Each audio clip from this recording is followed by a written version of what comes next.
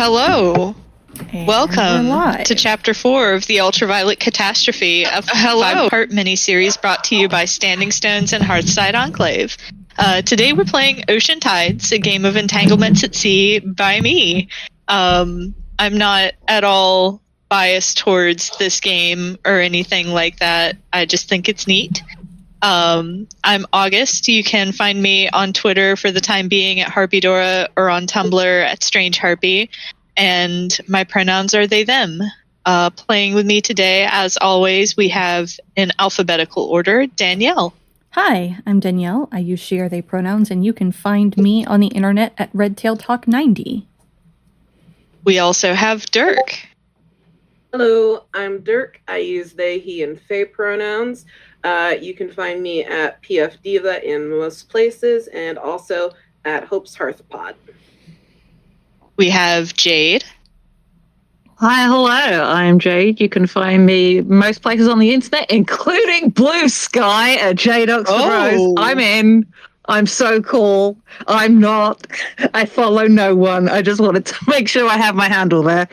And I use they, them pronouns. And as always, bringing up the anchor position, we have Schrag. Hi, I'm Schrag. I use he, him pronouns. You can find me on the internet at The Secret Frog. And let's weigh anchor. All right. Our lines, which are things we absolutely do not want to see, are homophobia and transphobia, racism, sexism, anti-Semitism, violence against children and animals, sexual assault, domestic violence or intimate partner violence, unwanted pregnancy, plagues and pandemics, and alcohol abuse. Our veils, which are things we're fine with addressing but will just fade to black on, are steamy situations, graphic descriptions of bodily harm, and terminal illness. With all that out of the way, let's weigh anchor. Kat, why is this how you choose to be?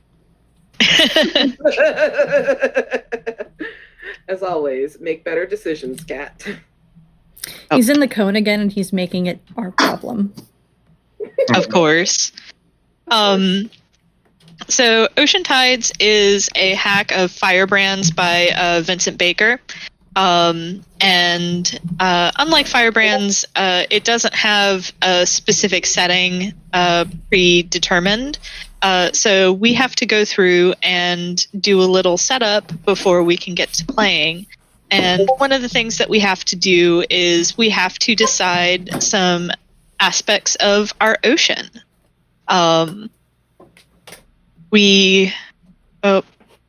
lost it in the PDF because I'm great like that.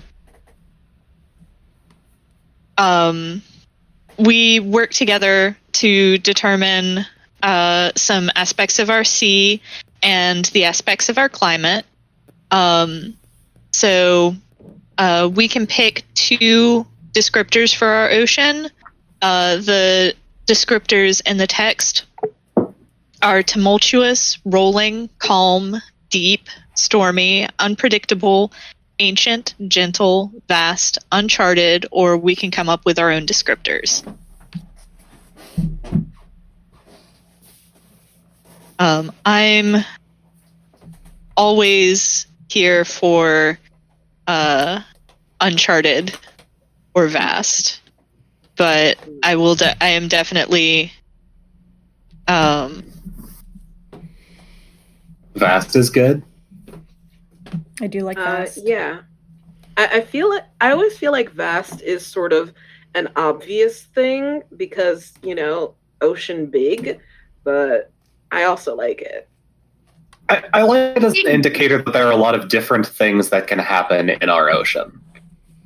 Yeah, there's something about the vibe of vast as well. Like I'm right there with you, like Dirk, on like ocean big, but vast implies almost a different sort of quality. I mean, there's a reason why one of the fucking fears in Magnus Archives is called the Vast. Mm-hmm. There's something about and it's like that's why Uncharted is such a interesting thing. Like, is there a reason it's Uncharted? But yeah, I can always fuck with vast. I think it's great. So, sounds like we've got one of our descriptors. how are we feeling about the other ones? I'm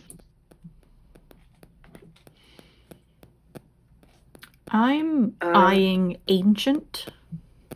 Ooh, fun. I mean, I like that just because of, that lets us put a lot of stuff into the world. I think that descriptor, I don't know, I'm just biased towards leaning a little magical. Well, I also like... Go on, August. Oh, I was just going to say we'll get to magic in a little bit. But, yeah, I'm saying Ancient just enhances the vibe. And I was going to say I like Ancient as a contrast, given where we last saw a version of these people. Very true. And going from something very modern, futuristic to something old was very cool. Yeah. Right. The next thing that we have to do is we have to determine our climate. I know off mic previously we talked about, well, let me read the descriptors first. Temperate, tropical, frigid, mixed, and unpredictable, or we can create our own. But we had talked previously about being frigid, but so I highlighted it, but we also have mixed highlighted in the document, so I'd be fine with some combination of that, although if we wanted a combination of that, we could go unpredictable and have it be whatever we need it to be in the moment. Yeah, I'm down with that. Yeah. Works for me. Cool. I just don't want it to... Because it feels like all of pirate stuff is usually like we're in the Caribbean where there's like palm trees and stuff, and I specifically want to get away from that personally. Yeah. History be damned. We're on a fictional ocean. There are pirates everywhere. Fuck yeah. Hell yeah. And Danielle and I will have to shake off the shackles of the historical accuracy that we wallowed in some time ago. Lord. And the last thing that we have to decide is how much land is there and where is it? Like, are we on an archipelago? Are we, just a lone island? Are we on the shore of a larger continent? I don't know. With an ancient and vast ocean, I kind of feel like there wouldn't be much land. I would like there to be enough that we can go to it at some point. Other than that, I'm not picky. So, what about, go on, Danielle. I just finished playing Dredge, which is a phenomenal game, highly recommend. And one of the...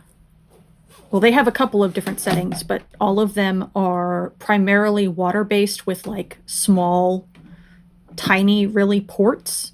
So there's, one that's a bunch of fucking cliffs, sheer cliffs that you can go through, you can sail through. There's one that's just, ruins coming up from the sea floor. There's one that's just a huge mangrove tangle. And so I'm thinking specifically with Ancient, I'm thinking about those ruins of just you see the columns and architecture of a Colosseum, except the entire almost all of it is underwater, and so you just can see cat. I swear to God.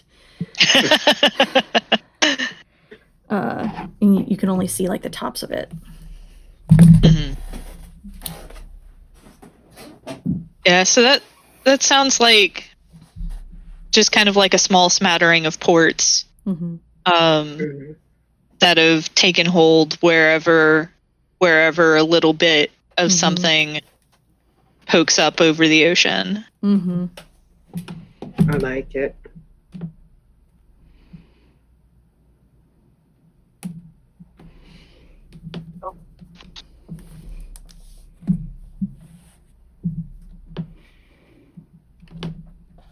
Do not walk on my computer. Oh my god. No, you've lost privileges. Get out. No, Well. Closing the door. Go away. So, similar to Firebrand's, Ocean Tides has 3 factions, but we get to decide certain things about the factions, starting with the mermaid faction. So our mermaid player, please go through the information about mermaids. Sure. Where did it go? So first off, got to define if the mermaids are mammalian, amphibian, piscine, or something else. And because of who I choose to be as a person, I have invented the word cephalopodon. So, which is me just sticking an N on the end of the Latin genus name. Fucking because.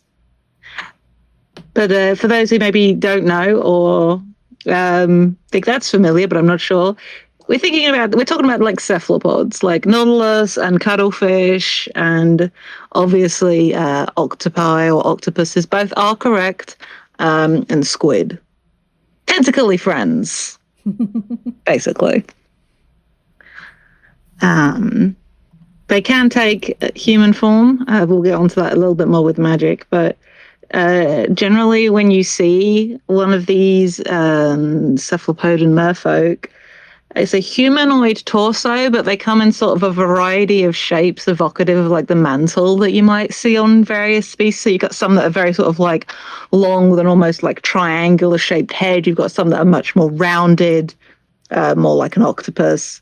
And then they have tentacles rather than a fish tail. So sort of like, I don't know, like chest up maybe is more humanoid. Maybe some have a little bit more torso than others. There is some buck wild looking cephalopods in nature. Go Google it. It's a fun time. They also have, these merfolk have very large eyes. They are incapable of speech. They do have something resembling mouths. You don't want them to open it. Again, look up beaks on cephalopods if you want to be upset. There's sharp teeth in there. Don't get close to a merperson's mouth is my advice to you. Don't tell me because yeah, fair. You know what? You're valid.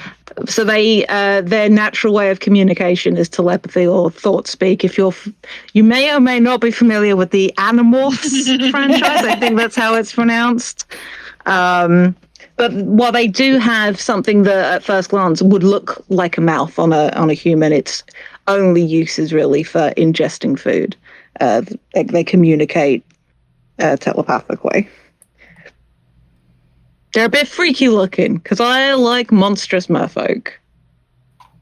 Oh, yeah. Yeah. But that's the mermaids. All right. Our next faction is the pirates. Our pirate player, please introduce the pirates, the pirate faction. All right. Well, I am our pirate representative here because everyone else decided to be fucking narcs.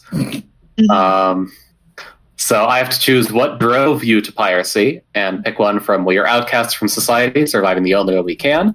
We are lawless brigands who seek notoriety and fortune. We are daring rogues looking to live our lives free from tyranny. Or we are morally gray bounty hunters and scoundrels who thrive at the fringes. And I have chosen that we are daring rogues looking to live our lives free from tyranny. And then the question is, what is your pirate code? And I guess this is really just what is Vivien's code. I think they typically err on the side of trying to make allies and friends rather than rivals.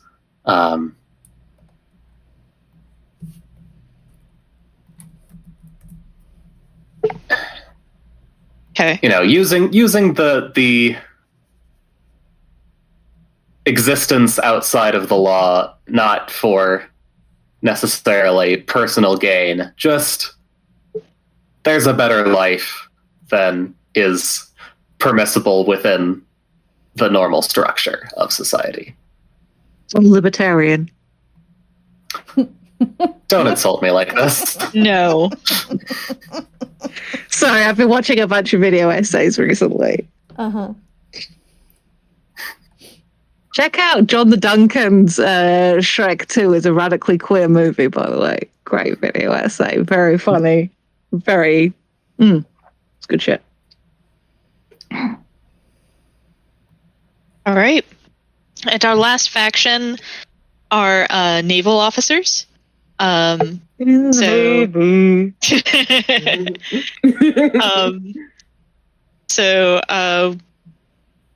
Danielle, Yes. how about you describe the naval officers?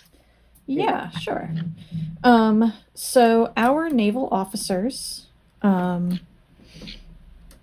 we will each have attractive attributes, but the navy we serve is the empires. To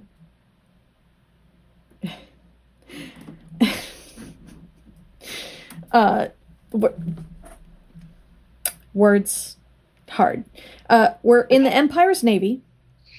To draw some parallels to the mandate from last game. And what sets us apart from the pirates is that lack of freedom. It's the responsibility to report to or answer to a higher authority.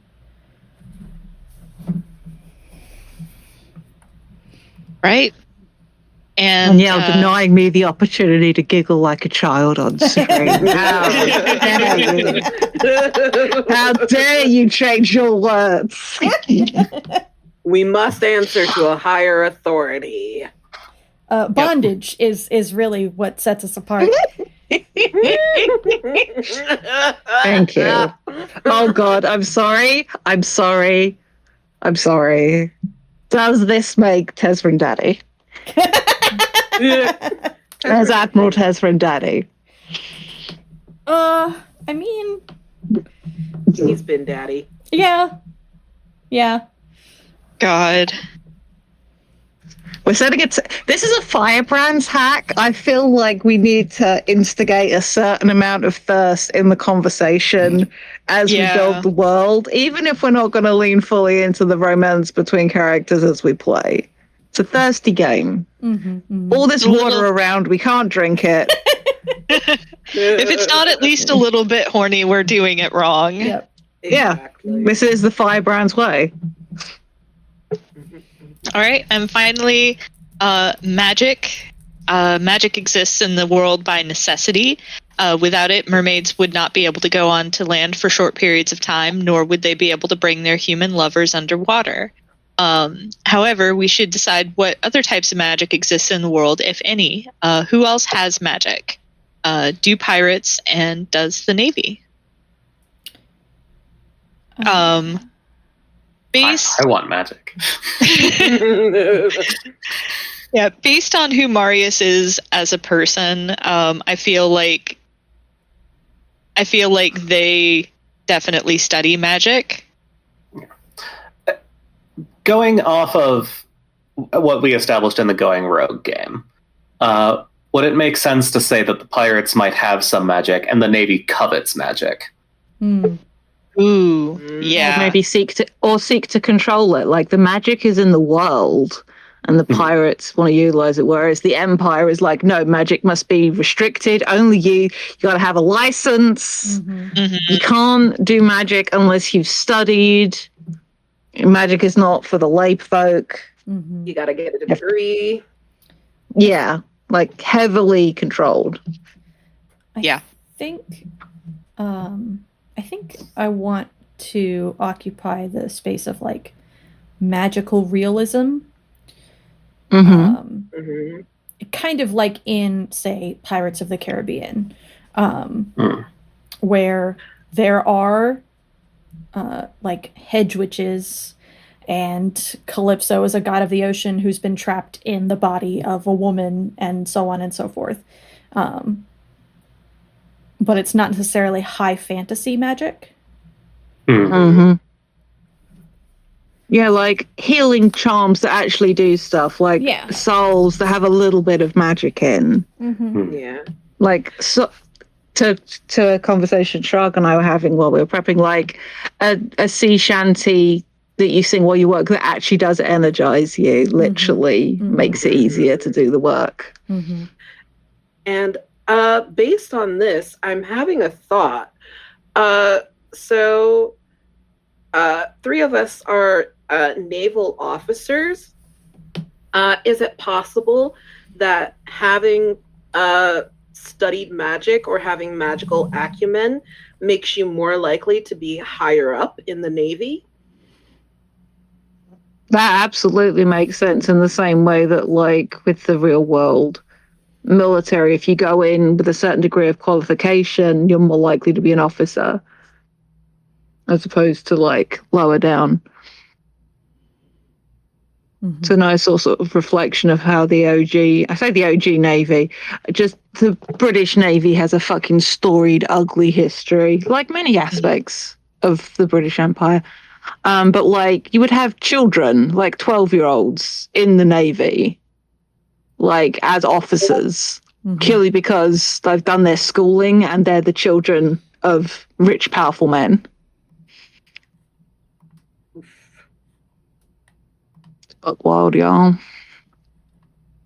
But to Dirk's point, I do like the notion that if you have already like done the studying and you were to become drafted in, and maybe if you get to a certain point, the Navy will just like, congratulations on your degree, join the Navy. We're all looking at Marius. We're all looking at Marius. Because it's a highly structured environment and given how much of this world is ocean, it makes sense that like particularly gifted magic users would be like headhunted by the Navy. I want to keep an eye on those ones. For sure. All right. In that case, it is now time to introduce our characters as they exist within this particular world. I will be playing Marius, Thank the Gods for Small Favors, who uses they, them pronouns. They are in the naval faction. We were looking at Marius because my personal belief on how Marius ended up in the Navy was because they basically got press ganged into it because of their magical knowledge. And they've been there ever since, unhappily so. They are a short, willowy person with long brown hair kept in an elaborate braid. Though their uniform fits well, they always give the impression that it chafes. Their three attractive qualities are they are intelligent, straight-laced, and severe. And I am playing Talanor Jezrin, who uses he, they pronouns. He is a naval officer. High ranking. I think he is akin to like an admiral in this Navy. His look, blue eyes and short dark hair, heavily scarred, weathered tan skin, broad and muscular. You don't think you've ever seen him not wearing a uniform. With any luck, that'll change. Christ. His 3 attractive qualities are commanding, severe, and stalwart.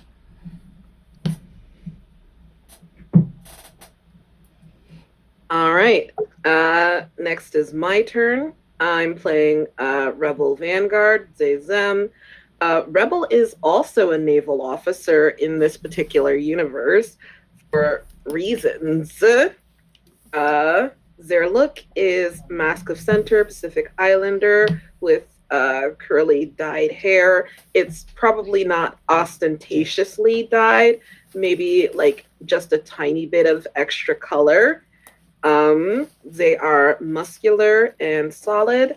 Their uniform fits very well and is rigorously correct. Any other officer looking at their uniform is not going to find any issue with the placement of anything on it. And I think Rebel is relatively high in the naval rankings. Not as high as Talanor, obviously, but I think they have studied magic a lot with intent to join the Navy. Their 3 attractive qualities are commanding, honorable, and determined. So, representing the mermaid faction, we have Delphine, also known as Phee O'Reilly. The look is large grey-green eyes, pale freckled skin, and faded indigo hair. It's that sort of blue-black look. Does wear it mostly short, but braided at the front. I'm not going to describe what their mer form looks like until it becomes relevant. Because as we start play, only one other person in this group knows that they are a mer person. So that'll be fun to reveal. And their 3 attractive qualities are compelling, insightful, and compassionate. All right. And I'm playing Vivien Blackthorn, our only pirate of the day, they them pronouns. As always, Vivien has red hair just beyond shoulder length. As always, they are very muscular, but still androgynous, very pretty. They've got green eyes. The differences from previous iterations, they are less pale than usual, having spent a lot more time in the direct sunlight. Probably just a lot more freckles. And they, I think, take up more space than usual because they're in an environment where they can command more of that space as the captain of their own crew. Their 3 attractive qualities are dashing, tenacious, and canny. All right. Hell yeah. Great. So to begin play, now that we've got all of our setup done, we start by each doing a monologue, which is one of the mini games in Ocean Tides. To set up the play, we each play individually using the lists for our faction. We choose what we've been doing and what's happened, and we can choose freely from our faction list or make up our own occurrences. And the events that we choose should have an effect on us and in some cases the world around us. We use this to inform play for the next games that our characters participate in. This may manifest as something noticeable about your character or something other characters may have heard. Usually at the table, You'd play this silently amongst yourselves, but this is radio, so we're going to play it out loud.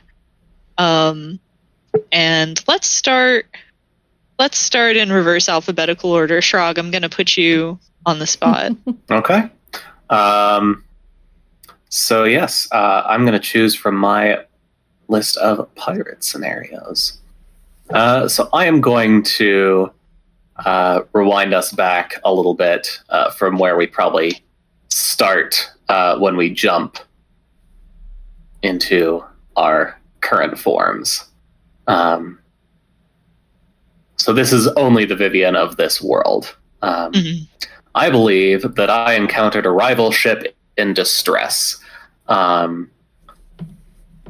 A ship led by my illustrious cousin was being pursued by the Navy since their cover as merchants had been recently blown. And they were trying to make off with some ill-gotten gains from the military. And so I chose to render aid to the wonderful Captain LaFontaine so that he would be in my debt. Specifically, I enlisted the help of my partner and connection to the merfolk, Quixote, still the Vulpine Regent in this world. Vivien hates using that title for them. But convinced them to grant a boon to the crew of that ship, the ability to shapeshift. So that they are able to escape from the Navy, and that crew is currently out there, but presumed legally dead. Fun. Love that for them. Incredible. Nice.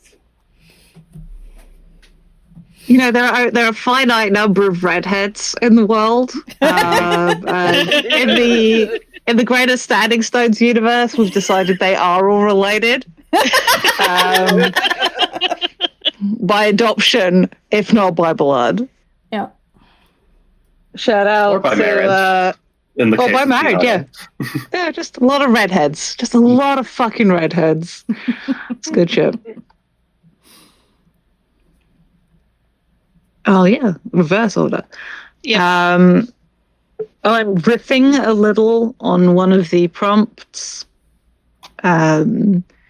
Given what we were discussing as part of the setup, and for their own reasons, Phee was exploring some ruins. They were investigating. There's a possible spot. They don't really have a familial arrangement going on, but more like a little commune of fellow weirdos, and was investigating it as a possible site for them to move to when so they basically had the misfortune of crossing paths with a specific ship. What is the name of Talanor's ship, Danielle? How dare you ask me right now without asking me beforehand so I could actually think about it? I thought you would have thought about it. I'm sorry. Cool. Come back to me. I'll think about it. I've got an Regardless idea for a ship name. Uh-huh. The Maiden's Restless Heart. Woo! I love that. Oh. That's good. I do like that. Very nice. That's the only thing you're going to get out of me.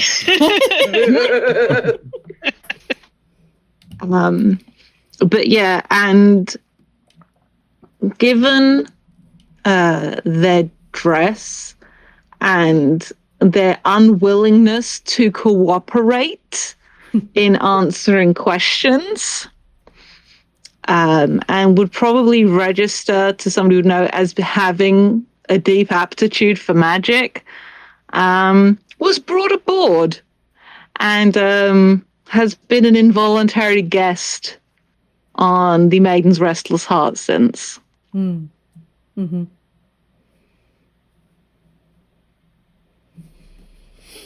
I think that my ship was dispatched to aid another, and we found the wreckage of the ship floating in the water, half her crew gone, with reports of something from the ocean causing them issues. While they were hunting down a particular group of pirates, aka the La Fontaines.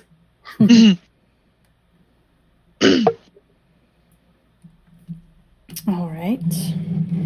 I pursued a ship of brigands and thieves and was repelled by them at great cost to myself and my crew. You have 3 guesses. None of them. Only the first one counts. I'm not good at guessing. Please help. No, it's his husband is dead. Oh. I know that was a genuine sentiment from Dirk, but totally, it just definitely. Oh, like when it's the 4th time in a row, it feels a little. Yeah. It's like, I'm sorry again. I'm sorry again. It's tragedy. It's okay. I'm gonna use it against you later. Dead. How dare.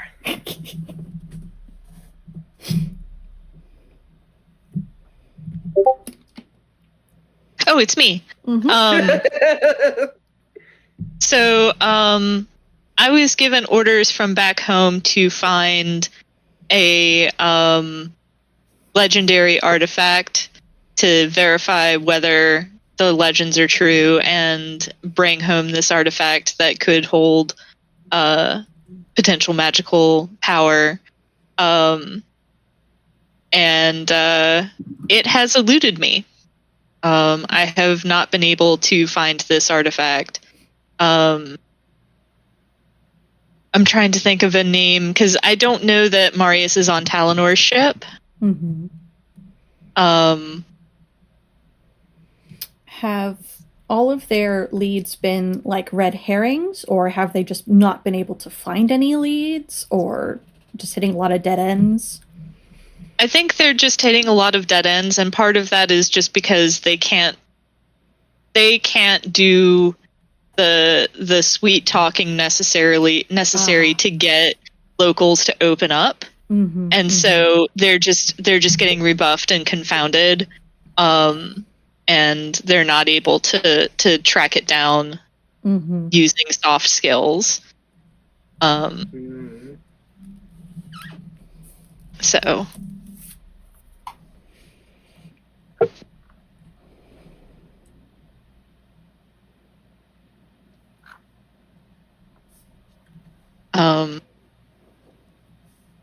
like I said, you only get one good ship name out of me, so.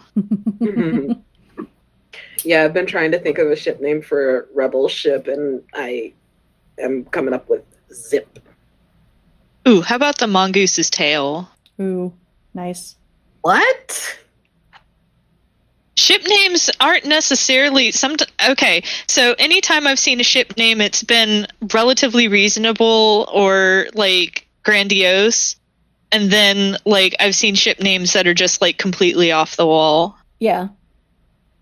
I think of it very much in the way like pub names here in the UK, like some totally like the Admiral's Head and stuff like that, totally unassuming, and then you get some buck wild. Some truly buck wild pub names. So, please, examples. Oh, give me a second.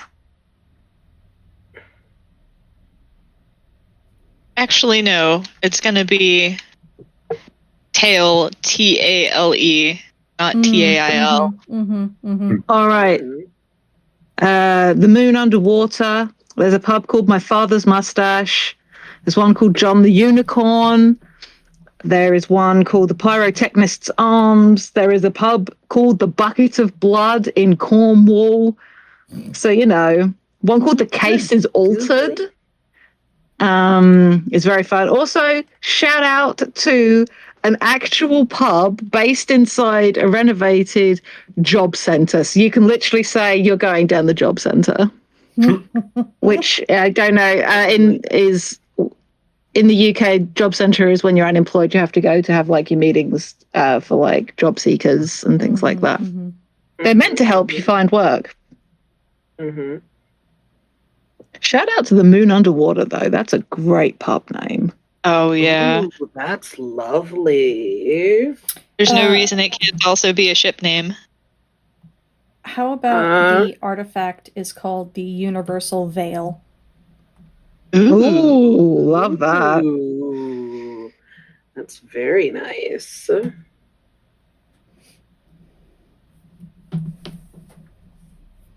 Okay. Do you have an idea of what the artifact is? Not really. Like, I think that there's probably a couple of things that it could be. Like, maybe they've heard that it's a statue or a stone of some sort, but it's all very vague. If you have ideas for what it could be, please, by all means. I mean, I only have one idea for a specific magical thing that we could be going in search of later. Fair. There don't appear to be a lot of aquatic fungi, but apparently... Why is it on coral? Isn't there... Oh, no, that's a slime mold. Never mind. Believe me, I spent time looking up aquatic fungi. There is some, but it is not as prolific. Yeah. That's Wikipedia true. says the greatest number of known species of marine fungi are from mangrove swamps, which I believe got mentioned earlier. Yeah. Mm. Going to ruins to find fungus. Nope. Yeah, All right. All right. So now we can begin play in earnest. So, like all Firebrand's games, play is separated into mini games, and we go, or quote unquote, around the table as many times as we like, starting with one player chosen at random. On our turn, we choose a mini game and typically another player as our partner. We follow the instructions for that game, and some games are for you and your partner only. Some may allow for multiple partners, and some may be for everyone to play. Each game will specify. And if you can't decide on a game, you may also choose to play a monologue again. So, who would like to start?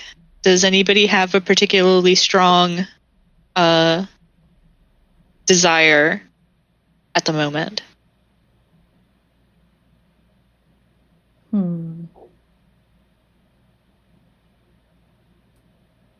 need to go back up to the list where all of the games are, because I'm trying to look at them separately, and that ain't working. Page 7. No, I'm looking at a different version than y'all are. 5. Yeah. Did we want to start all together? Yeah, should we maybe establish first what's happened from the jump? Yeah. That's a good idea. Yeah. And then we can see if anyone gets inspired for a minigame. Yeah. That's a phenomenal idea. Just so good at game. Just truly an innovator. So yeah. August, you've been doing the really fun, cool transition-y stuff. Do you want to take it?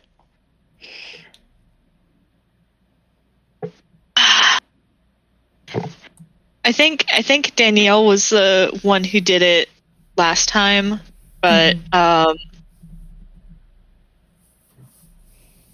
the big question is, we were all together when we made the jump. Are we all together now? Or is this a case of we all come to separated, and except for, I think, Talanor and Phee, right, alone? The more I think about it, the more I kind of like the idea of us being separated. Mm-hmm. Especially on a vast ocean. Yeah. Yeah. I don't know. Works. I don't think we should be, I mean, obviously, I don't think we should be, like, so separated that we can't interact with each other, but it's one of those things where we first come to, and it's like, oh God, I have these memories, and now I don't see anybody that I recognize. I mean, also the Maiden's Restless Heart could be a very big boat, and just like being in completely different parts of it. We don't have to like negate what we establish and still have that feeling of, oh God.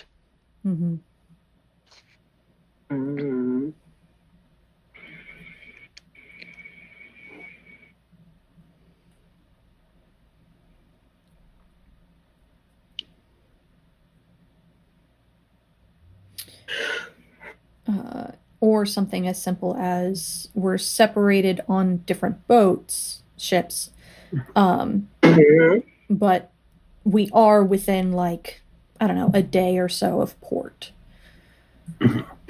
I like that idea. Sounds good. Okay. But it does sound like maybe the easiest place to start is with Talanor and Phee. Yeah, I was about to suggest, if you don't have any objections, maybe breaking bread between Talanor and Phee. Yeah, I'm thinking either breaking bread or a furtive discussion. Yeah. Do you have a preference, Jade?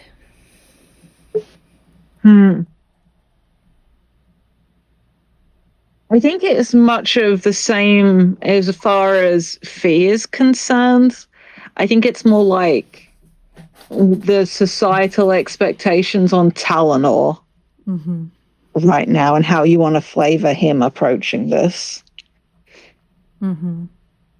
Because they're different vibes. Like, if he doesn't care about being seen doing this, then breaking bread is fine. Whereas if it's something he'd want to maybe keep under wraps. So I think maybe a furtive discussion fits more. All right. Hey, look at this sick ass art by Lou. Yeah. It's really good. A furtive discussion. You and your chosen partner play. What do you notice about each other? What have you heard? What makes this conversation furtive? Are you in danger of being overheard? If so, by whom? Where does this conversation take place? So I think Phee is being held in the brig of the Restless Heart. And after the jump, Talanor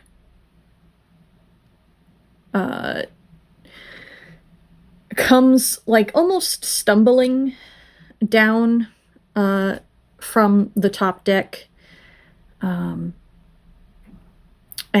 dismisses the guard and pulls up to the bars. I think there is a danger of being overheard by my subordinates. who all know that you're a prisoner, and as an admiral, I shouldn't really be like fraternizing with you. Yeah. It is weird behavior.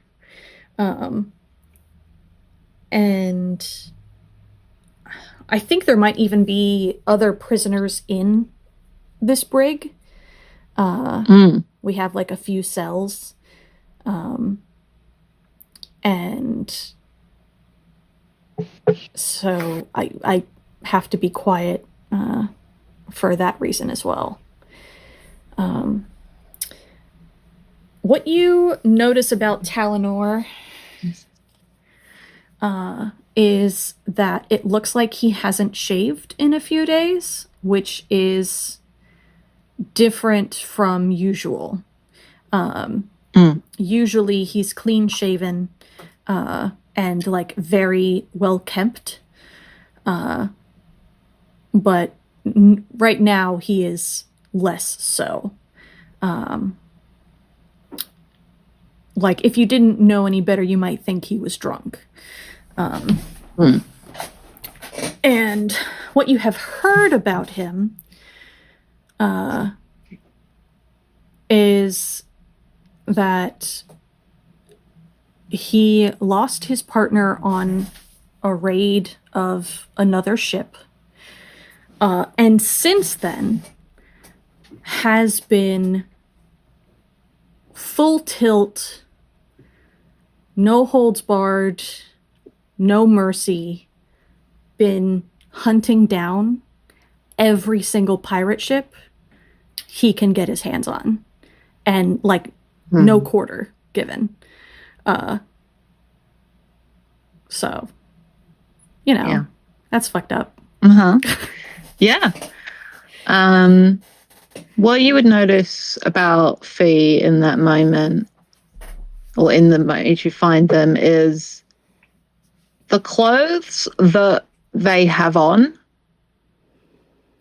striking a little mismatch. There's no cohesion of any kind to it, but it all fits. It's this weird mixed dichotomy of stuff that shouldn't go together, that looks like it's just been pulled from various people, but somehow all fits. There's also some like severe, like what look like bags under their eyes. And just doesn't blink a whole lot, it feels like. Could just be a paranoid thought. And what Talanor has heard is that they still haven't spoken to anyone out loud that you're aware of. Like, nobody's managed to communicate with them as far as Talanor is aware. And no one's seen them eating.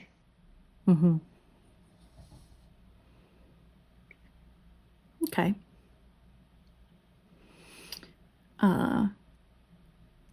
So Talanor kind of half stumbles down into the brig and over to the cell that has Phee. And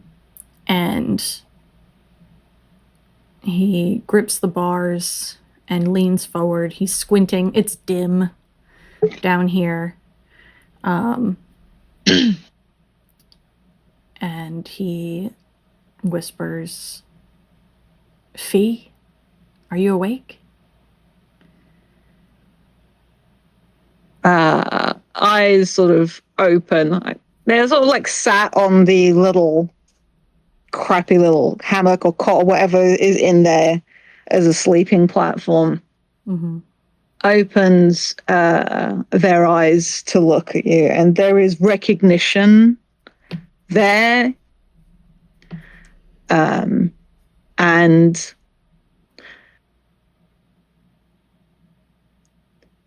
I think there's sort of a fondness in their expression that Admiral Jezran would not have seen on this person, and certainly not directed at him.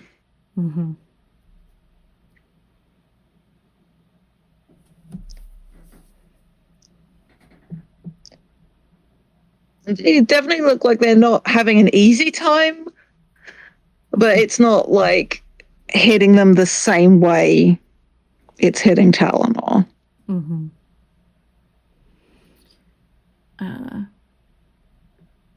And it looks like he sags a little bit in relief. And he says,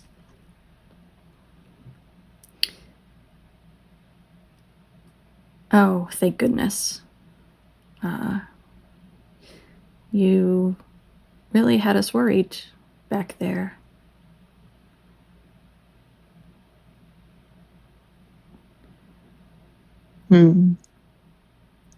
Their eyes sort of close again,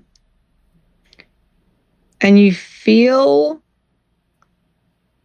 this slight presence in against your consciousness. It's a very weird feeling. Mm-hmm. Sort of like when you're underwater and you feel somebody moving nearby because the water's being moved, but they haven't touched you yet. Mm-hmm. And there's this vibe of asking permission. Because much like in every other world, you can't just talk to Talanor in his head.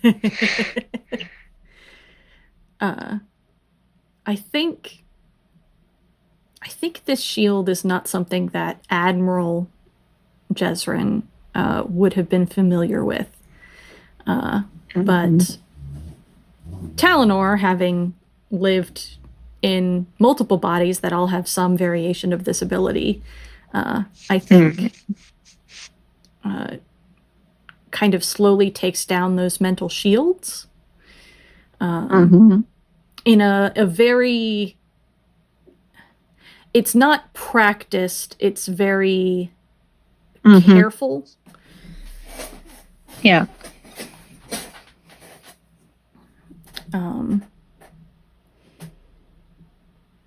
And he waits. And then for the first time in this world, and for the first time in a while, Talanor hears the familiar voice. Though in his head, because this is the first time I think Phee has actually spoken to Talanor like this. And just says, "Thank you for getting me out."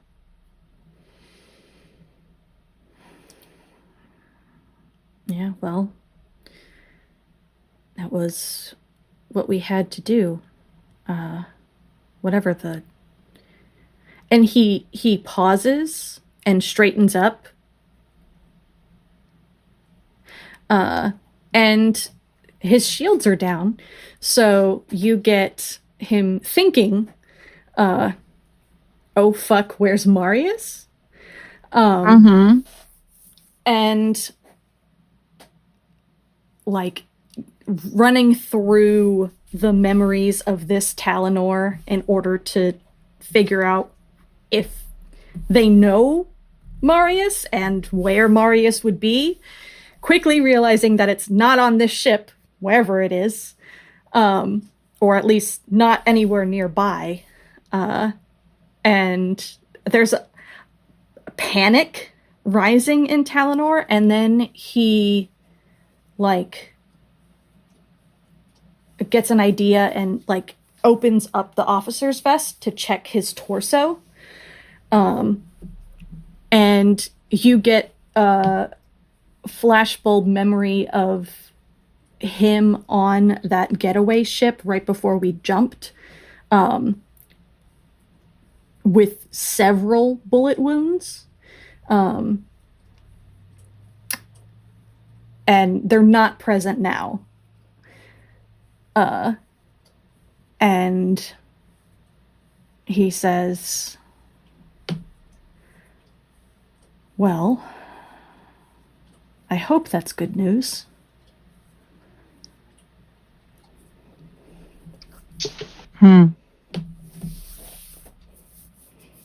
There's something cagey about... I feel like they're very sort of in the same way that if you were having an out loud conversation, somebody looks like they're clearly thinking about what they're going to say before they say it. There's an air of that to this, because like he's not the only one flicking through memories trying to fit stuff together.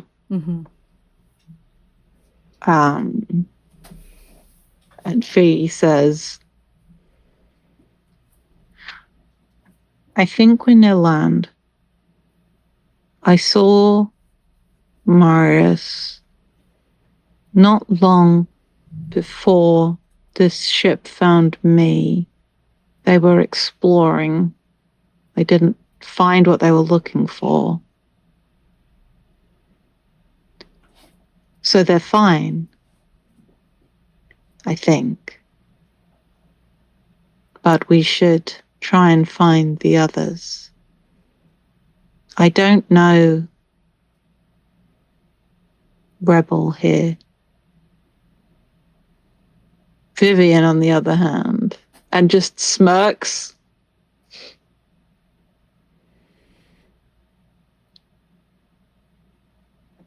I'm sure they're fine.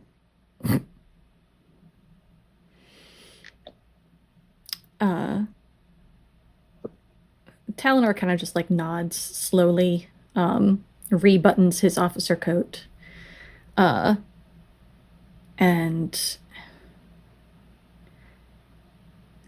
he's still worrying about Marius. He's thinking about like maybe this version of Marius is fine, but what if the other Marius died before we jumped, and their consciousness didn't transfer over, and it's just like on a anxiety loop. Yeah, and I think out loud, in a voice that's clearly a little hoarse, like when somebody hasn't spoken for a long time, just as Admiral.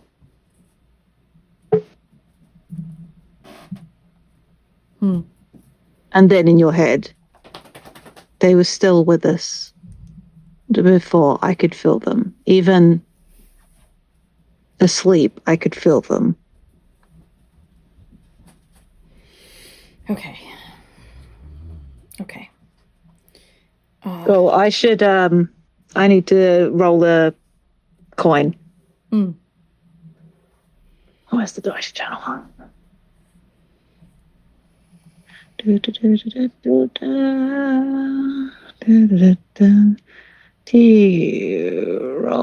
D2. One is heads, two is tails. Tails. So that means some small detail about the conversation leaks out and may be used against you later. Maybe there's just a note of familiarity in the way they did it, or somebody clocks the fact, like, why is the Admiral like opening his shirt or his coat, I should say, in front of this random prisoner? What's up with that? Kind of weird. How come the prisoner will talk to them and not anybody else?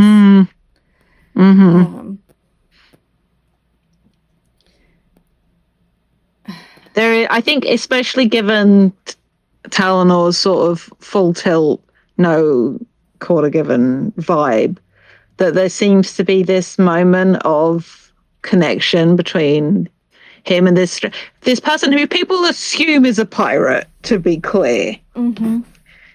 Like, the vibe says pirate.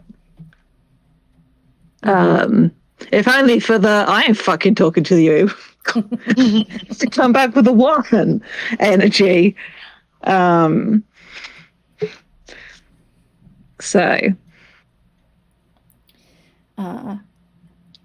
I think Talanor finishes buttoning his coat, and they say, you're probably going to have to stay here until we get to port. I'm sorry.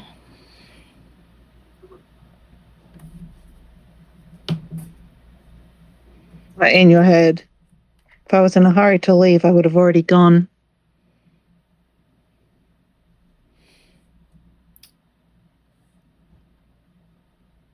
It's a matter of courtesy and curiosity why I haven't left yet. Did you find out what you were curious about? No.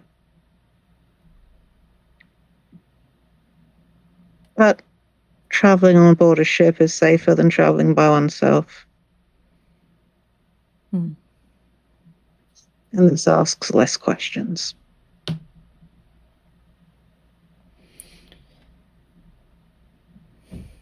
I think that might be seen. Sure, works for me. I think Talanor puts his shields back up and takes his leave. And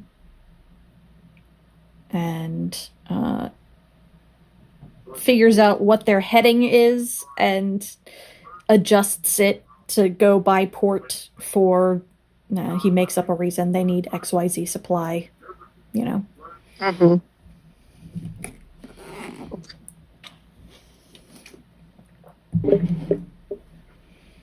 Cool.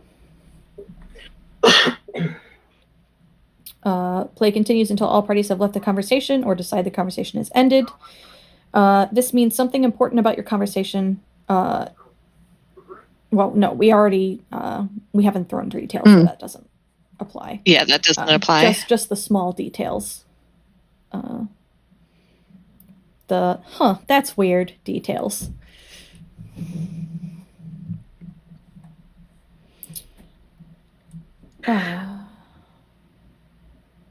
All right. I've got 2 ideas for scenes that could be done. Mm-hmm. Mm-hmm.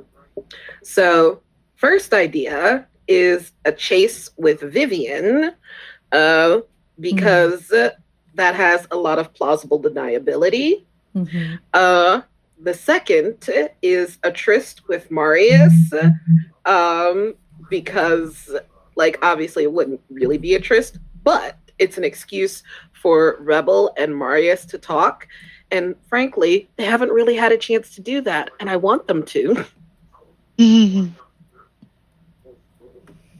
So, do we have opinions? Either direction. I'm always a fan of a chase. Yeah. Not that I don't want Rebel and Marius to talk, but a chase.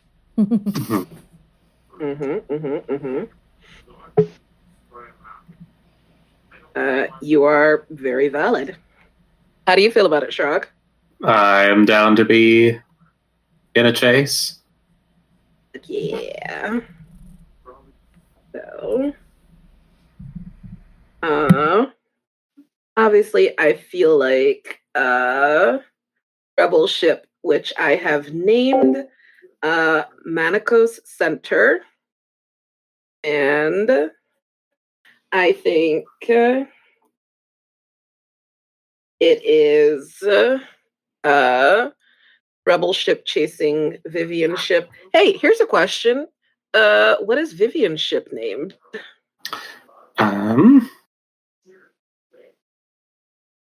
Do I want to go with the obvious one?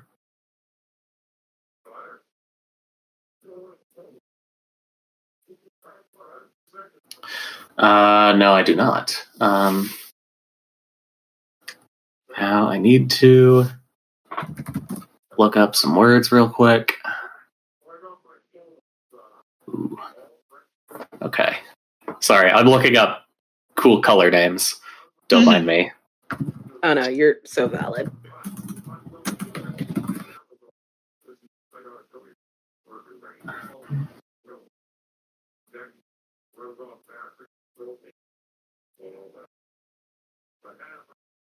Yeah. Okay.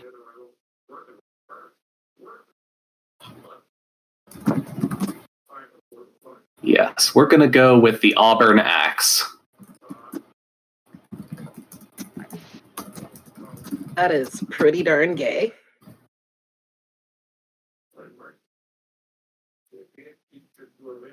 Oh, axe. Ah. What? Because Vivien uses axes. Yes. What did you think I meant? I didn't think you meant anything. It just took me a second to get it, okay? Okay.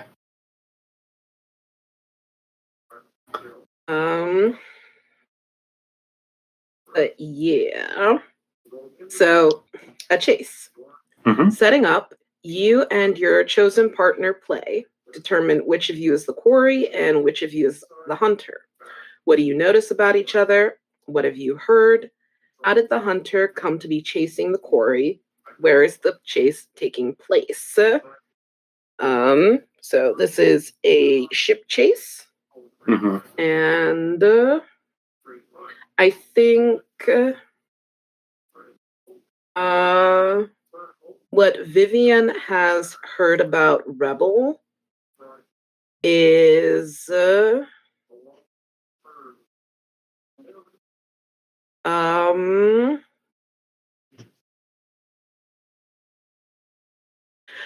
I think this is the sort of thing that Vivien would have heard like from other pirates, and it's notable because it's not true for all naval officers.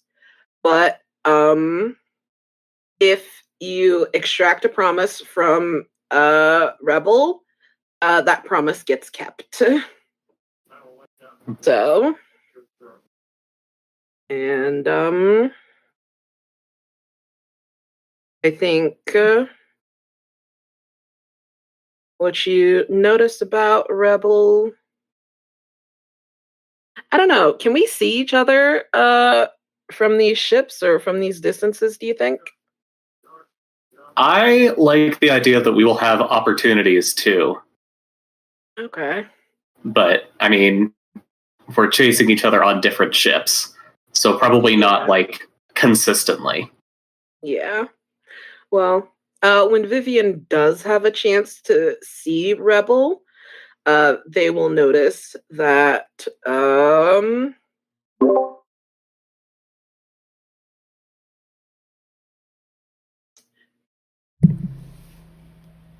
trying to think of how to put this. God words. Sucks when they're in my head, but not. I want to say that Rebel is like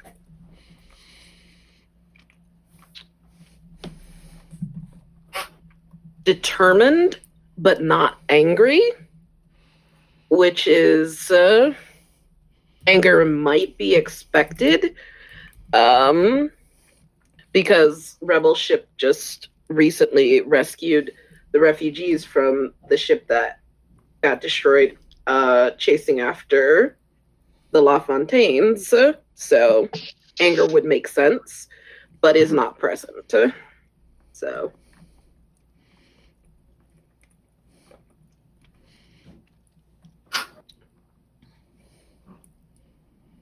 yeah, I think you maybe had instigated this chase because if there were any surviving pirates from that ship, they would have come aboard mine because it's known that I was present at that skirmish. mm-hmm.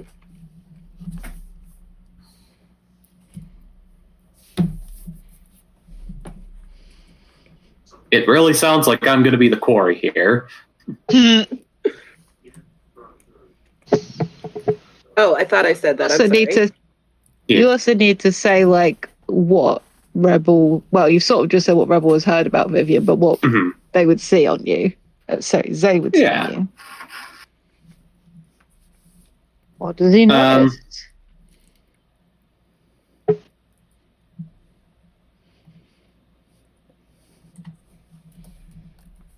I think Rebel notices a thrill on Vivien's face, just like this is what they enjoy. Is the opportunity to best the Navy, but also that they seem, distracted by, something may be going on in their head. Who could say?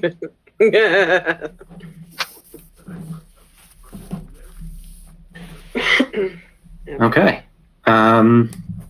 So I choose a series of 4 challenges and admissions from the ship challenges and admissions list. Okay. And one of them must be an admission.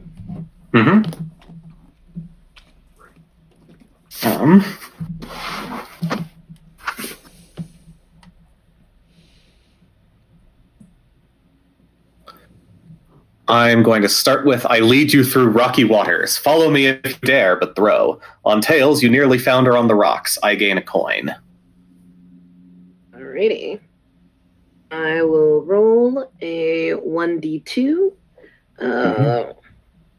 We'll say heads is 1, tails is 2. Where the beans can I roll? There's a dice stuff channel. Okay. You can just copy and paste the text from my last one too. Yeah. So I said 1 is heads, 2 is tails, right? That's apparently how we're doing it. Okay. It's just easier to remember that way. Sure. Okay, so that's a tails. So I gain a coin. Yeah. Yeah, so this is...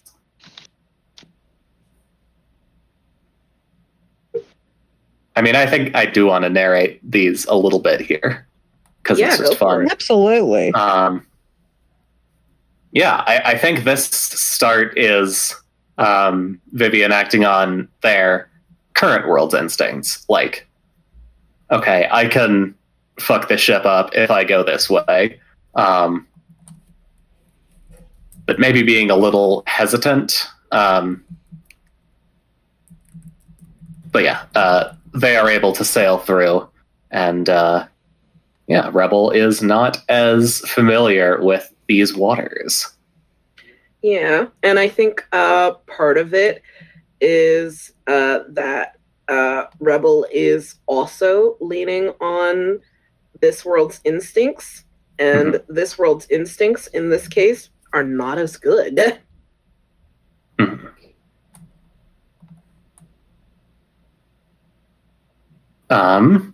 So I'm going to play off of that and continue with, I know these waters well. Follow me if you dare, but throw.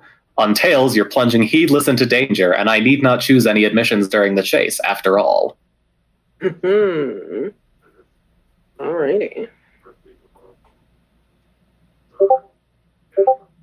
Okay. Heads. So that was heads. You do, in fact, make it.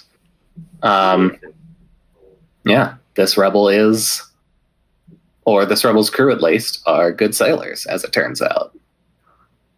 Yeah. And I do still need to choose an admission. Let's try that now. We have an unpredictable ocean.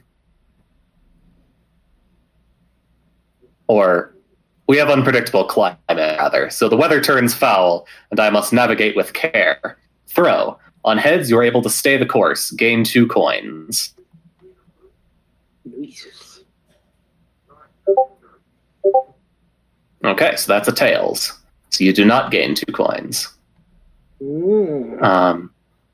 Yeah. But Vivien doesn't gain anything either. Yeah, Vivien's whole deal with their crew is the use of shanties. They draw their power from their crew and not necessarily from appealing to, the sea or to the weather. So force majeure is still very much affecting them.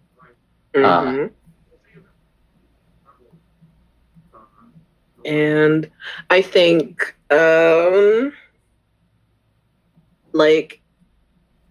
Rebel's crew is very good. But the weather's changing, and I think Rebel is struggling to decide which set of instincts to lean into, because obviously like this world's instincts aren't as good, but while they're like internally waffling, the rest of the crew is, being cautious in the weather rather than the possibly more reckless options Rebel might suggest.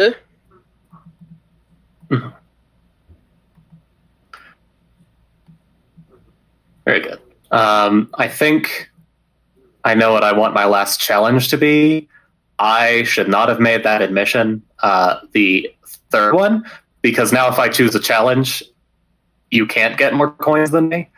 So I can just win at this point. I should have made this a little more narratively interesting.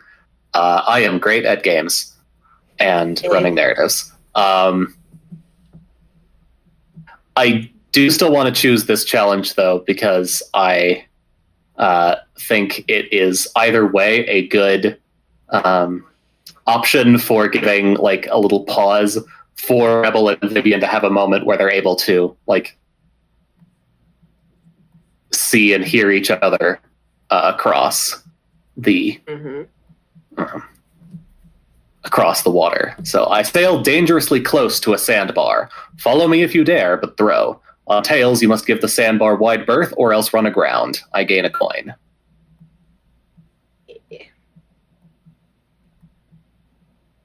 Alright.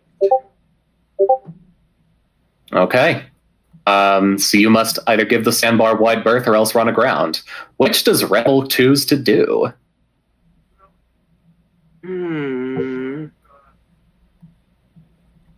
That's a really good...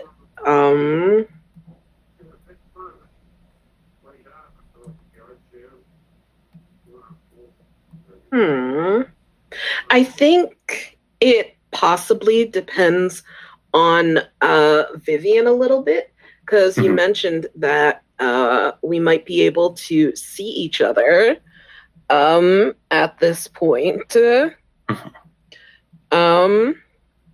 So I guess, does Vivien give any sort of indication that they recognize Rebel? Or... well, yeah.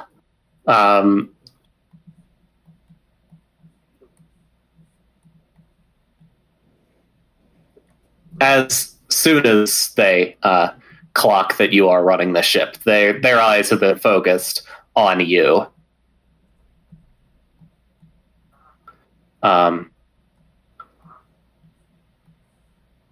The expression is barely softer than you would expect from this world's Vivien. I mean, they're not, ruthless or merciless in this world regardless.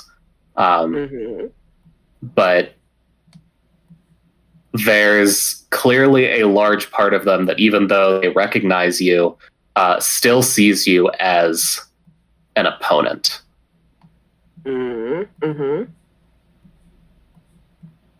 But there is recognition, even though I think, let's say that we've never actually met in this world.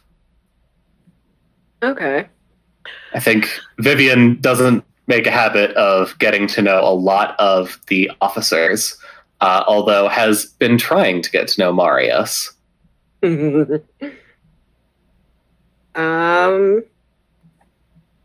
I think oh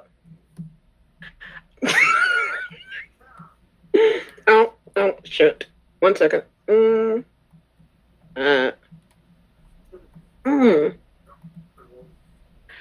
For the audience, I have new piercings, and I'm still working out how to make my mouth do things with them in. I wasn't even eating anything that time. But I think what Rebel actually does, and this amuses me greatly, I think Rebel flips Vivien off, and it's notable because it's not a common gesture in this world. That's fantastic. I love that. A deeply anachronistic gesture is love it. Love it. It's very good.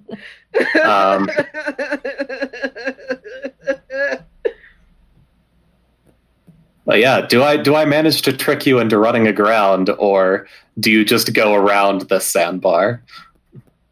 Yeah, I think you managed to trick me into running aground. Okay, good. And I think because the Albernax is sailing still very close to it, Vivien has the ship like turn around so they could get within earshot of you. Mm-hmm. Just leans over the railings of their ship. Just casually flips you off as well. Congratulations! Last time you were only sleeping with the fascists. Now you've joined them.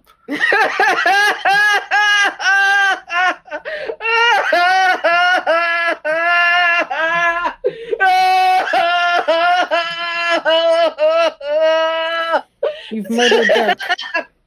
Oh no, I killed them. Join the club. We've got jackets. How dare you say such hurtful, true things about me? Oh.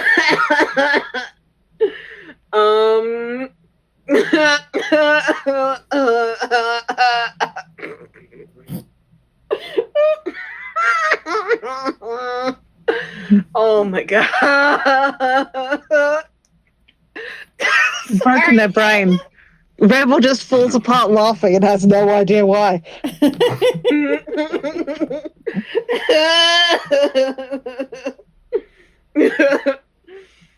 Oh god. Dagnabbit. Dangers of having gaps in my teeth. Anyway. I do not think Rebel falls apart. God. What the fuck? What do they say?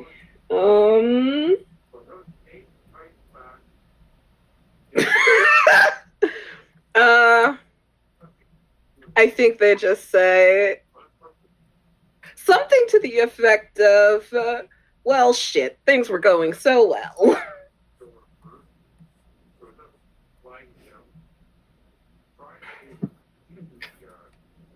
Yeah, you just get the widest, cockiest grin from Vivien. There is quite a bit of fuck you energy in it, as well. Just like, yeah, that's what you fucking get for last time. And they're just gonna call out.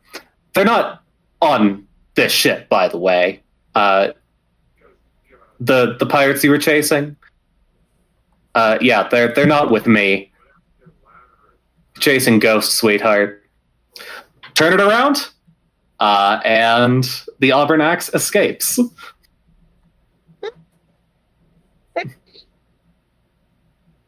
Beautiful. A+. No notes.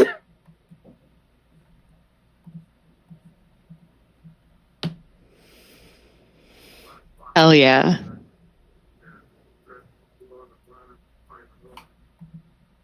I was surprised no one to know that I am incredibly gay for Vivien Blackthorn. We are shocked by this shocking development. I know. Truly. Unexpected. A plot twist for the ages. All right, August, what's Marius up to? So, I have an idea, but I'm not 100% sure how it works in the timeline, so we may have to skip ahead a little bit. That's fine. It's fine. Yeah, that's okay. We can skip ahead or behind. Mm-hmm. Yeah, we can Like, flash back. I still want to have a moment of like how Vivien felt when they like came to themselves in this world, but that is not for this scene. I'm just thinking I want to do sharing a pint, Mm-hmm. but I don't 100% know who all to do it with. I was going to recommend sharing a pint with Marius. Sounds that was one good. possibility for my scene. Isn't sharing a pint one of those everyone plays games? Sharing a pint is one too many partners. It just depends on like who wants to be in the scene. So definitely Vivien. But if anybody else wants to be there, that's fine too. I do not mind for it to be a whole cast scene. But if I may suggest, how about it could start with Vivien and Marius, and then sounds good. Someone can join in if needed or as wanted. So we decide how we came to be sharing drinks and where we're drinking. I think the obvious choice is the monkey's uncle, because of who I am as a person. It's well established. It is a franchise with many locations across the multiverse. Yeah. Okay, I have a question though. Yes. How does Sol feel about having naval officers in? Well, it's not hers, I suppose, but I think Sol, because like naval officers. If you're the kind of naval officer who ends up in the monkey's uncle, then you're probably fine, because the kind of people who end up in the monkey's uncle are the kind of people who are doing shady things most of the time. excellent. Marius is not doing anything shady. They just wanted a place that would be away from the people that are normally on the ship, so they can have a panic attack. I suggest that Vivien came specifically seeking out Marius. Okay. Well, you were talking about them maybe having met more than once before the jump, right? What if this had been a prearranged meeting? Or like a spot they have met at before? I like a spot they have met at before. Yeah.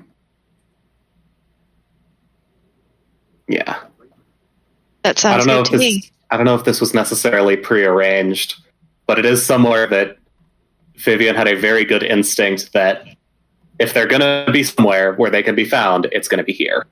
I mean, if I were Marius and having a panic attack, where would I be?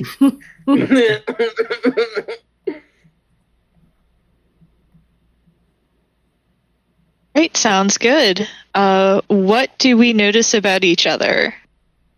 I think that you notice about Marius, they're like hunched over their drink. You can tell that they're deeply uncomfortable and upset. Like they're not very good at hiding how poorly they're doing. Vivien, I think, got there first and had already ordered Marius a drink. I'm going to guess at a gin and tonic. That's a very straightforward them drink. The main problem with gin and tonic is August, hate tonic water, so gin and tonic is not something that I particularly enjoy, but you're right, Marius would probably enjoy gin and tonic. A gin drink of some description. Yes. Gin and bitter lemon, perhaps. Yes. Yeah. And I think what Marius notices is, normally Vivien would have led off with just the most shit-eating, flirtatious thing that they could come out with. They very intentionally do not this time, whether it's because they've noticed how Marius is doing or whether it's because of how Vivien themselves is doing. Maybe it's a little bit of both. Love it. While pints are being shared, anyone may ask for details about the setting, occasion, and circumstances. And for this game, each player begins with 2 coins. We converse freely. If something comes up that's sensitive, like intelligence, a secret, etc., we throw both coins. If both are tails, the information slips out. And at any point, someone may call for a pint. When this happens, you gain a coin. And again, if anything sensitive comes up, you throw all your coins. If 2 of them come up as tails, you divulge it. So the idea is the more pints you have, the looser your lips get. But this is just the first pint. So I think Marius, like I said, they're hunched over their drink, and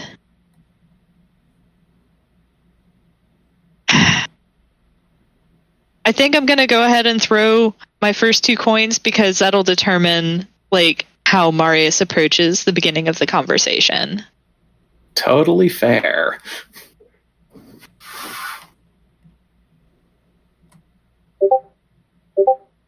Okay, they both came up heads. So Marius is a little bit oblique about this and is just like,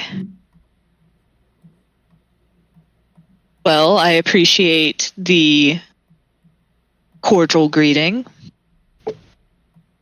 as opposed to your regular fare.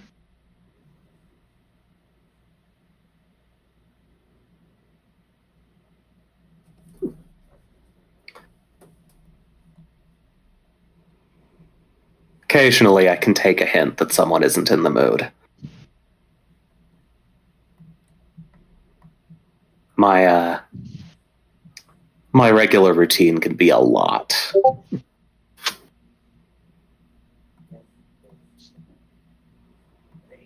Marius says very plainly, which regular routine are you talking about?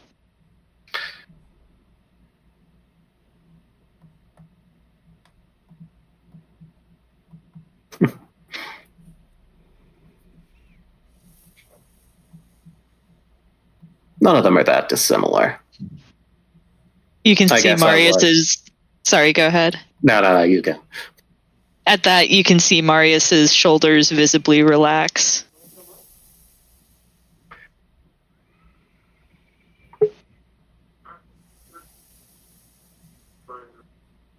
So, which do you want to talk about? You want to talk about the past, or do you want me to try to convince you of a new future, as per usual?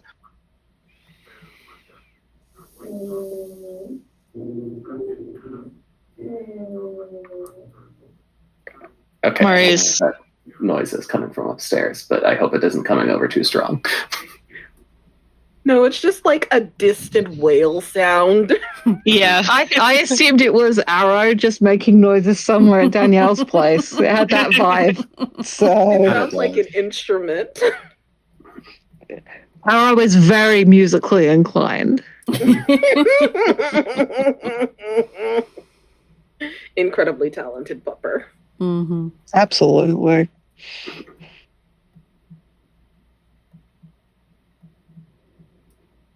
Marius takes a long sip of their drink and says,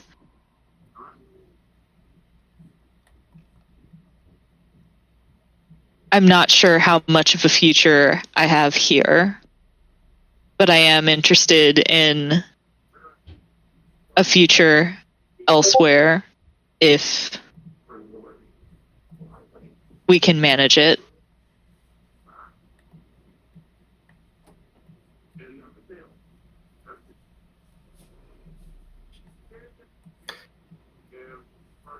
You know, it's funny. I was saying with the Vivien pauses, trying to decide what rank to refer to Talanor as. The Admiral.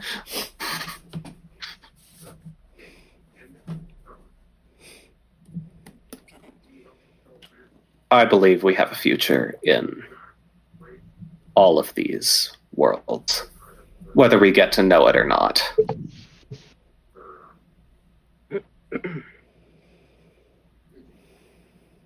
Marius makes a face and looks into their drink and says, I'm not terribly thrilled with the future that I have here. This is less than ideal.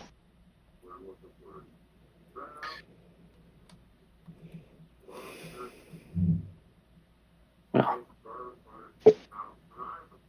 this isn't the first time I've offered, but you know you'd always be welcome to come with us. We don't offer the same security. We don't offer the same luxuries. But in my opinion, it's a much better life.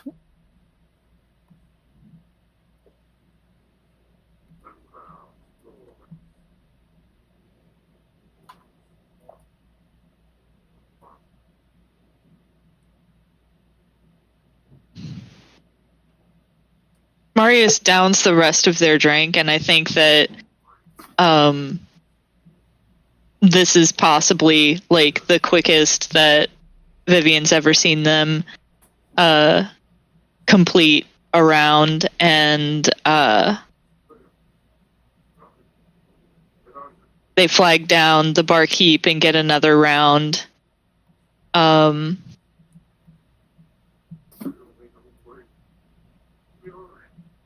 And I'm going to throw because not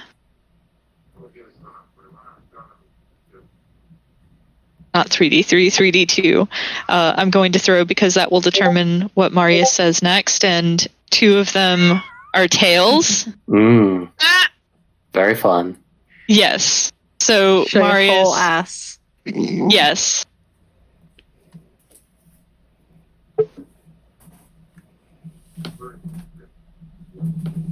Marius looks very frank when they say,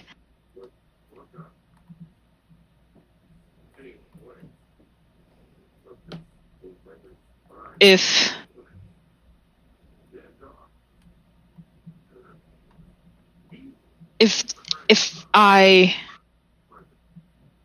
this me knew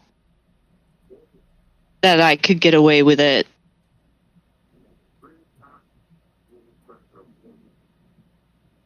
and they trail off and shake their head and say, the Navy's got so many hooks, they wouldn't let me leave. But the offer is appreciated. I think I'm also going to throw. Ooh. I got only one tails, which I believe means I do not necessarily let slip sensitive information. Correct. Unless you want. Yeah, you can. You can always choose do. to. Yeah, you can do what you want, but this is just letting you know you don't have to. Yeah.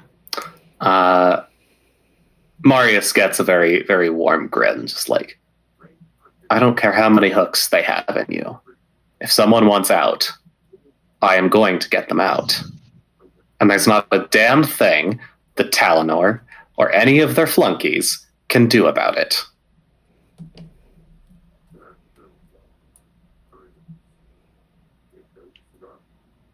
Please tell me this is when Talanor arrives in the bar, in the pub. Yes. Yes. Yes, That would please. be perfect. Yeah. I think this is, we came into port and Talanor made noises about delivering Phee personally to whatever law official here, and then quote unquote lost them.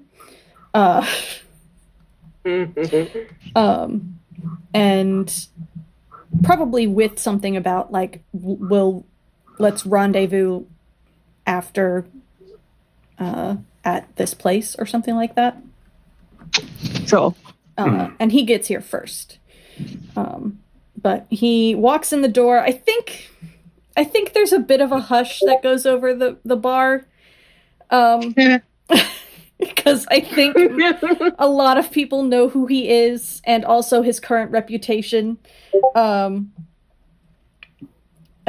Soul is probably... a bunch of people scatter. Like, people are driving out windows. Yeah. People suddenly find a lot of reasons to be elsewhere. Soul is very mad.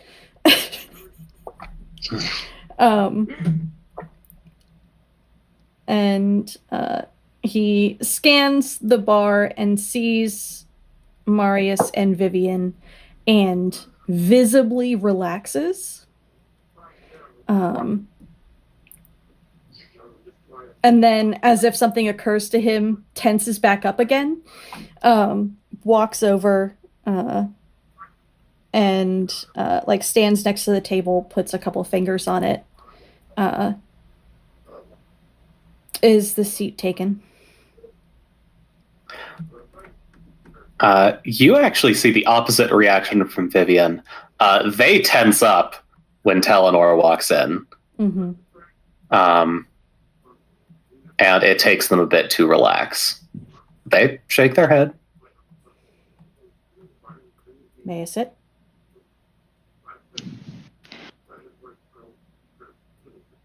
Marius looks Talanor over and nods slowly.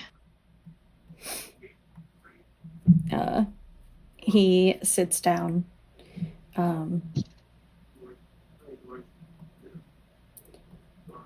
And he looks at the both of you like he's trying to get the measure of you. Are these the people that he has come to know, kind of thing? Mm-hmm. If you don't mind, I'm going to throw again. Go for it. Mm-hmm. Cool, that's Ooh. 2 tails. Vivien's blushing. And Get it. just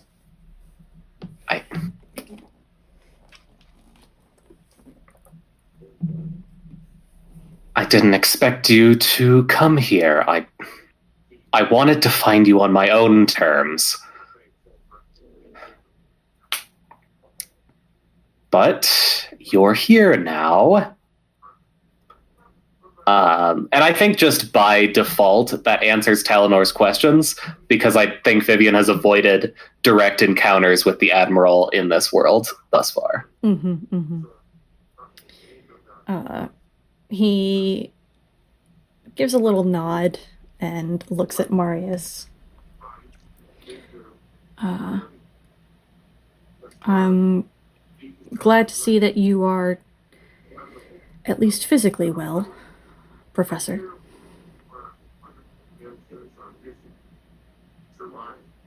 Marius nods and says, "It's good to see you, but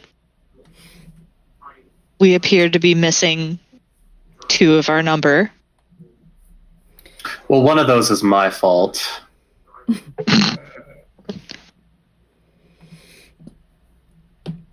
What did you do? I did nothing. Rebel rams their own ship aground, trying to chase after me. Ah.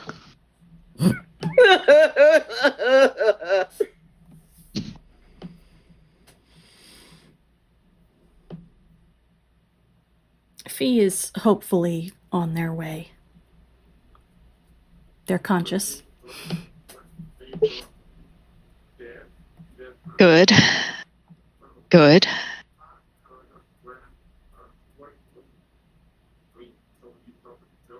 Marius sips their second drink. And then let me roll.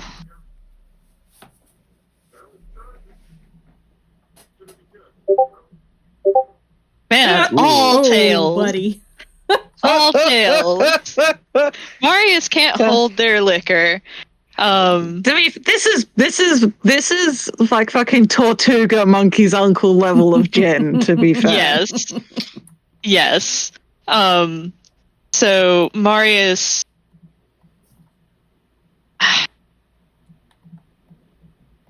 grimaces and says having a competent assistant will help with my endeavors here.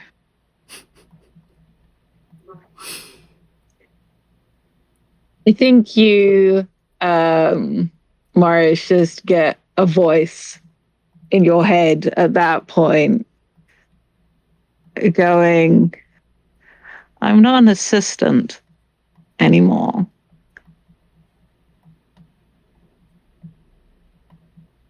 Their head whips around looking for... Is it obvious that this is Phee's voice? Oh yeah, no, it definitely sounds like them. They don't disguise their mental voice. Okay. And to peek behind the mask of the charade, because merfolk Phee knows that they are a telepath in other universes, they have no problem communicating this way because it won't give anything away. Because these folks are used to them being able to talk to them in their brain. Mm-hmm.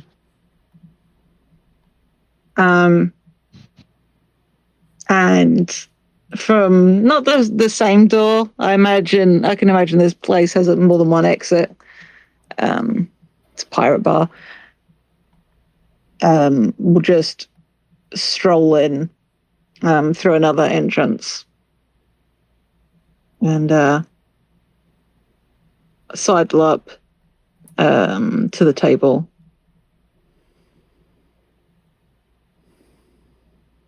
Doesn't ask permission to sit down, just does. And just looks and out loud says, it's good to see you.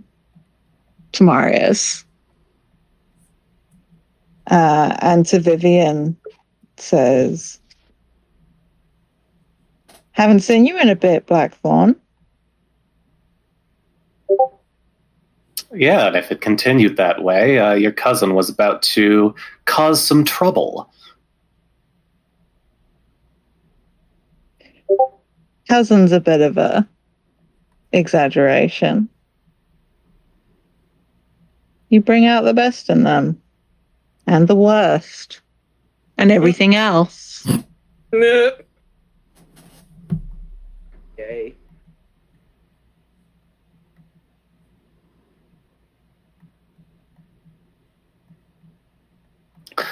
Vivien is going to take a third drink. No one else has to, but they are getting more drunk for Marius' sake.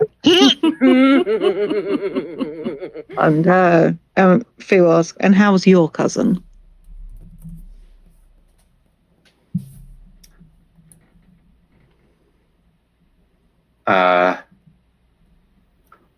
Okay, this is when we roll dice. Because this is sensitive information for many reasons. I mean, this could be any cousin. Oh, sorry. I was supposed to roll a fourth die. Doesn't matter. Two of them are tails.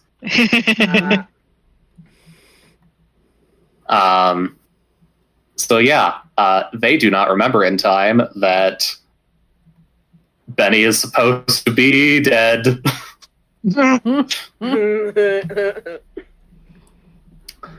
And just, well, he's well, thanks to you and your siblings, and well, I don't want to give myself too much credit.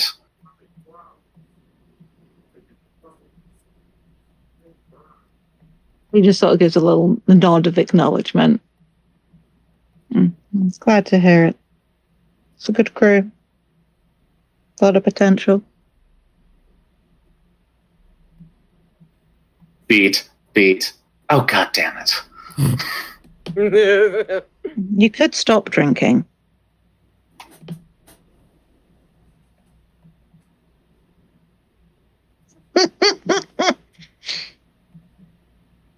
Orders another drink. I think about now is when Rebel finally comes in. And, listen, Rebel Still sand stuck to their boots. Well, no, of course not. They got to keep everything neat. Of course, uniform's immaculate. My apologies. Yep, like ridiculously tidy. Yeah. So Rebel comes in late for multiple reasons, and Phee looks at them. Looks at them as they come in, and then looks at Vivien, and is like, "Rebel joined the Navy." The Navy.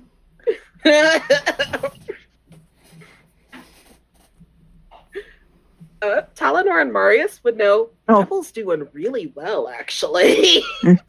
Yeah, I think actually on seeing that, that's when Phee orders a drink. Good. At the comment, Talanor says, "They're doing really well, actually." What does that even mean in the context of the Navy? No, I mean, like, personally speaking, they seem a little less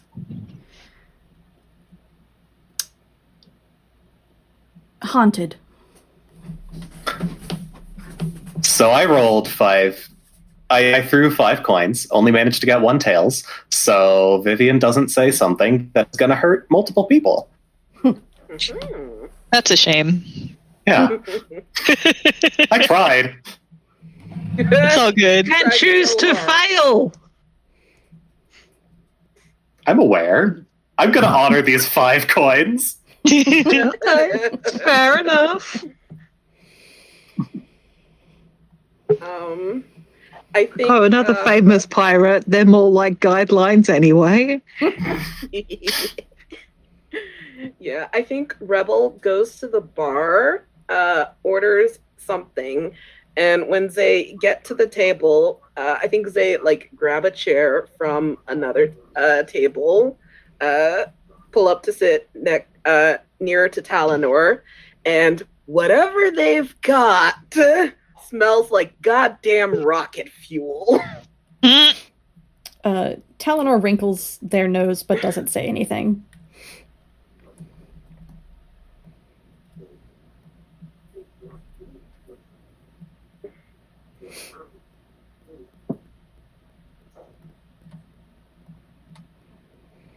And I think Rebel like looks around at everybody, and I think actually looks at Vivien. So the crew's all here.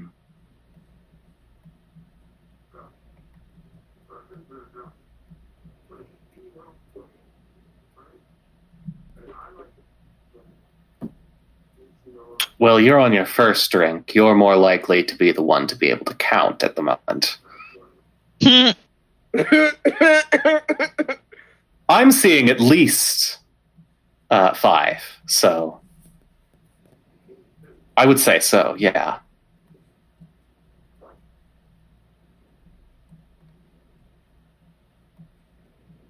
And Rebel smiles, and politely, it's like a nice smile.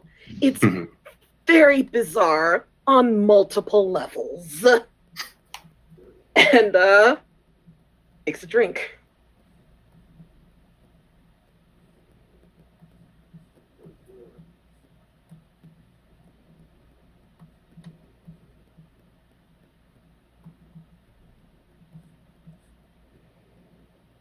So, what do we do now? Phee says to everyone at the table, sipping at the drink. It's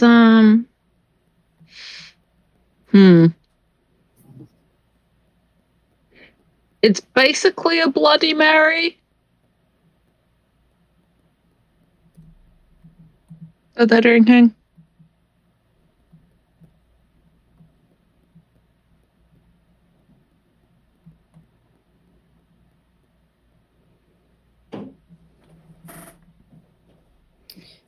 And I think Rebel's face.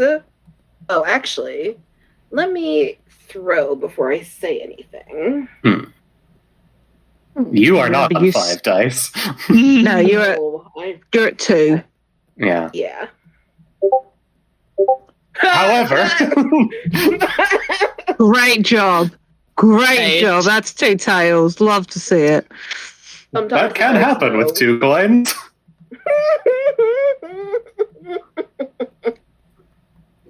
So I think when Phee says that, Rebel's face visibly falls, and Rebel says, "Oh right, we do have to go."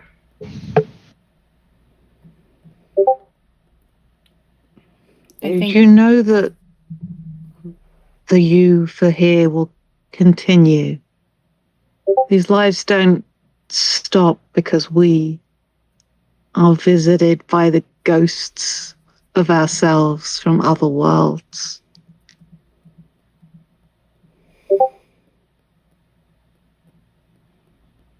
I feel like I have to point out that our other trips lasted a matter of hours.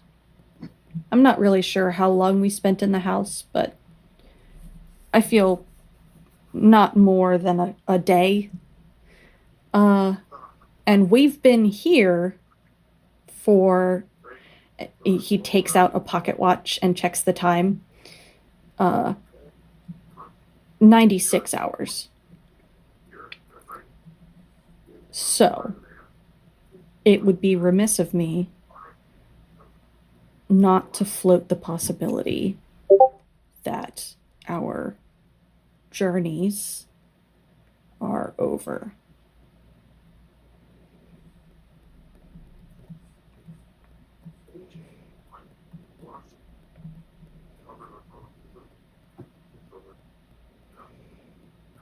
Well, if that's the case, the 2 of you, indicates Talanor and Rebel, have done quite an interesting job of messing up this world's reputations by showing up here.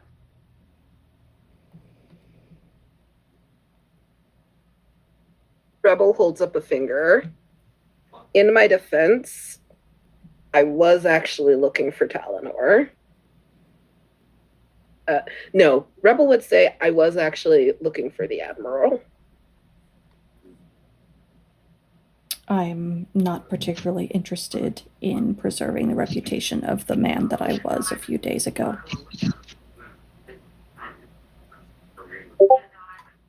I'm gonna throw.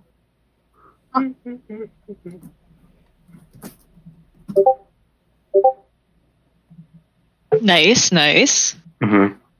Do it. Good work. Good work, dice. Mm-hmm.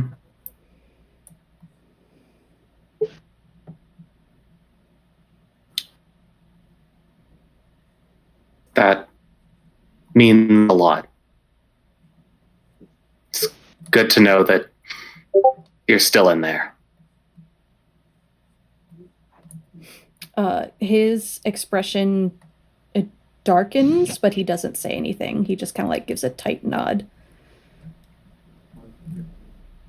In the back of Vivien's head. Okay. I think it's at this point that Marius's expression also darkens, and they say, I can't be stuck here because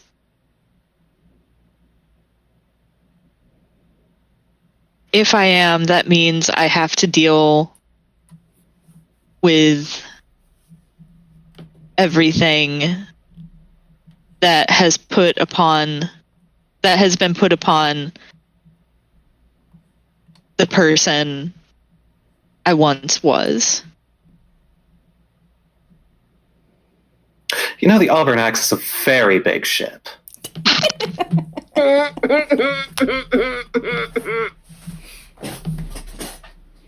Well, then we need to find the lizard.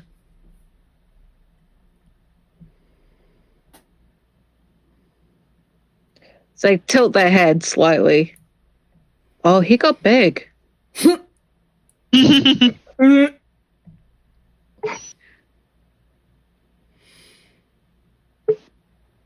I feel like that's a good place to end the scene. Yeah. Mm-hmm. Sure. All right. Before we Unless you had a button you needed to put on that, Schrag? Not for this scene. I know what I want to do next, though. Okay. Write it in the chat in our chat so we don't lose it. But to our lovely friends in the stream, we're going to take a short bio break. Back in a bit.